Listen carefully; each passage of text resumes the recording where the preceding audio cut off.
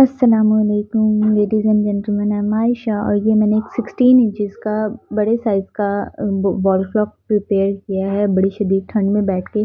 White base पोर की है, उसके बाद मैंने इसके अंदर गोल्डन और सिल्वर कलर की स्ट्रीक्स दी थी। गोल्डन और सिल्वर दोनों के मैंने 2 शेड्स यूज़ किए थे, जिससे जो है इसके अंदर थोड़ा-सा लाइट एंड डार्क का जो है वो कॉम्बिनेशन आया था।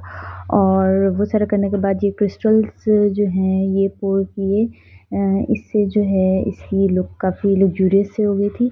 और ये सारा करने के बाद इसके अंदर कहीं-कहीं मैं जो है पिंक स्टोन्स ऐड किए थे, उससे भी इसकी ग्रेस बहुत ऐड हुई थी। और ये मेरी बेटी ने कहा जी कि वो इसको पील ऑफ करेंगी एक्रेलिक डिजिट्स को जो है प्लेस करने के बाद, क्योंकि ये बड़ा सैटिस्फाइंग सा था। और फाइनल लुक इस क्लॉक की ये थी। बताएँगे कैसा है? मुझे तो बहुत अच्छा लगा था ये। अच्छा बड़े साइज़ का 16 इंचेस का टीवी लाउंज के लिए वॉल क्लॉक था। Please like, thank you.